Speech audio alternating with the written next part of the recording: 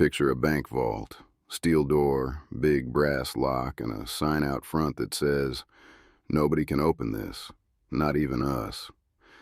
Now picture $8 billion flowing toward that vault from over 1 million people, teachers, truck drivers, college kids with their first paycheck, all of them told the same thing: your money is locked in, safe.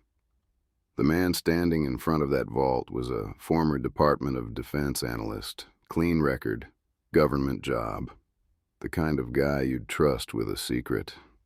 On February 10th, 2026, a federal judge in Brooklyn gave him 100 months in prison because the vault was never locked. And tonight, I'll show you exactly how they opened it and how they got caught. Grab a coffee.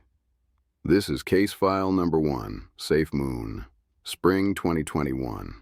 Crypto is boiling over. Dogecoin is up thousands of percent because of memes, and everyone who missed it is looking for the next rocket.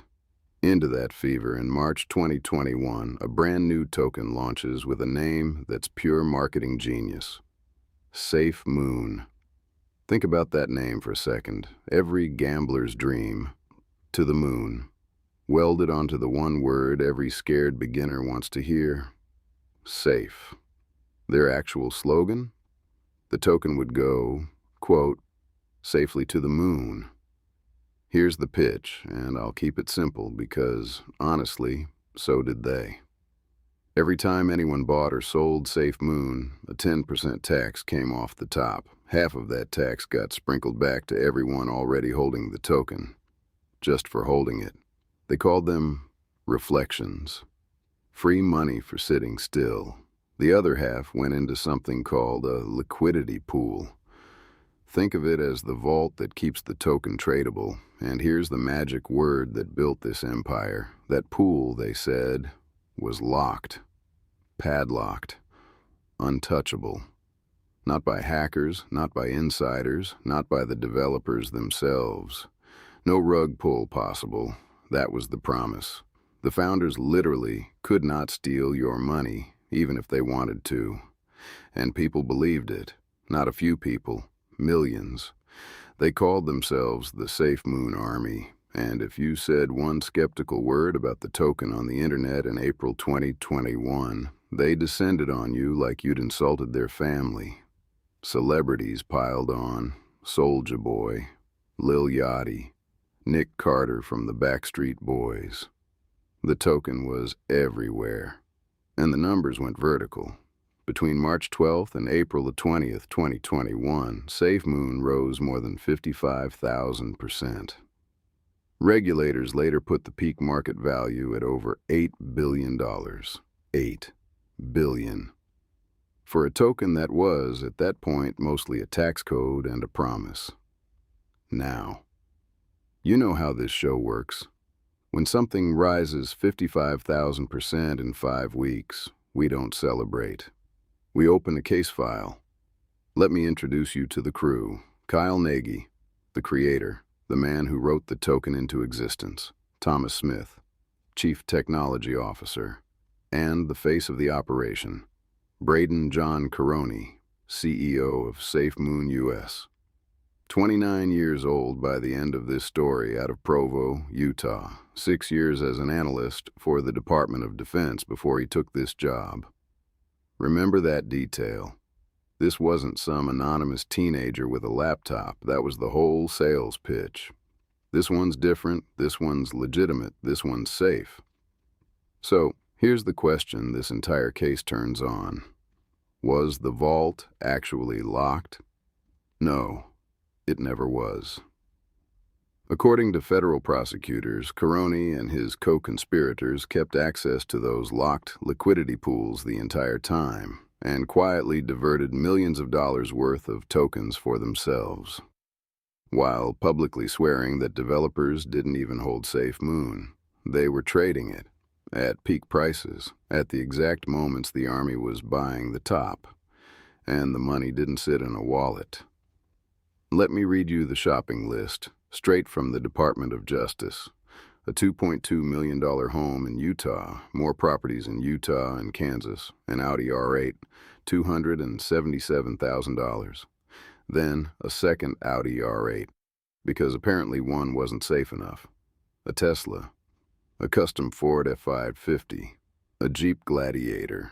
In total, prosecutors say Karony pulled in more than $9 million in crypto. The SEC says the executives as a group withdrew over $200 million from the project. $200 million. Out of a vault with a locked sign on it. The first crack came fast. April 20th, 2021. The very top of the frenzy, word started spreading that the liquidity pool wasn't locked the way everyone believed. The price fell nearly 50% in a single day. The Army held the line, the influencers kept posting rocket emojis, but the smart money had seen the flaw in the story. And the regulators say there was more going on under the hood. Wash trading through a personal account, buying your own token to fake demand, like a shop owner hiring actors to stand in line outside his store.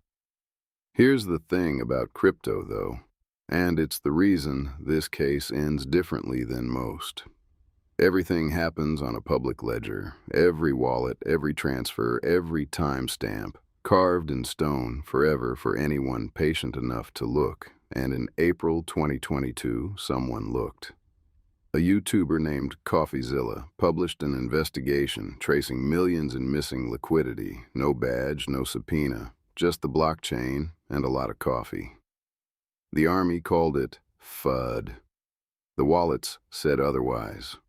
From there, the story rots fast. The grand promises, a SafeMoon exchange, a blockchain, a debit card, even a wind power project in West Africa called Operation Phoenix, quietly stalled or vanished.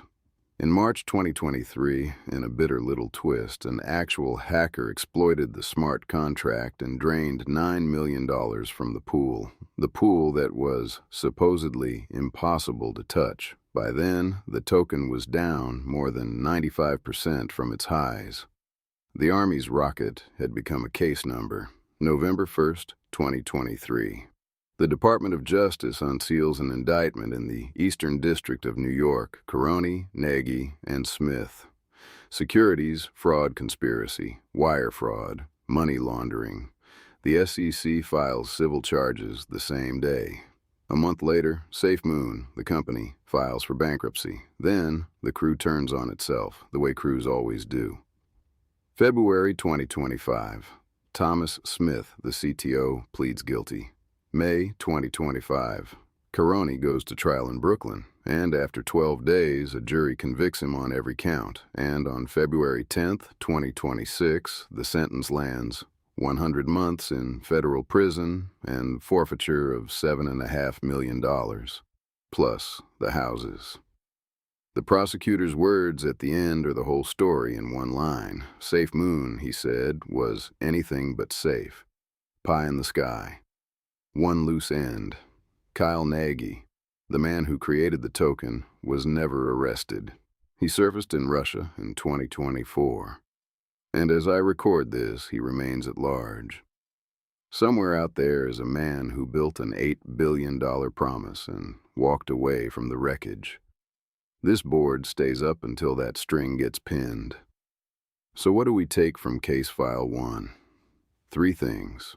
First, in crypto, locked is a claim, not a fact, and on a public blockchain, claims can be checked. Nobody in the SafeMoon Army checked. One YouTuber did, and he was right, and it still took the government another 18 months to catch up. Second, watch what they buy. Founders of a project that's for the community don't need 2 Audi R8s and a custom F550 6 months in. The spending is always the confession. And third, the oldest rule on this wall. When someone has to put the word safe in the name, start asking why. This board's done. But there's a fresh stack of case files on my desk, and the next one involves a man who promised 17% interest, called banks the enemy, and live-streamed himself doing it every Friday. Subscribe, partner. The next investigation is already open.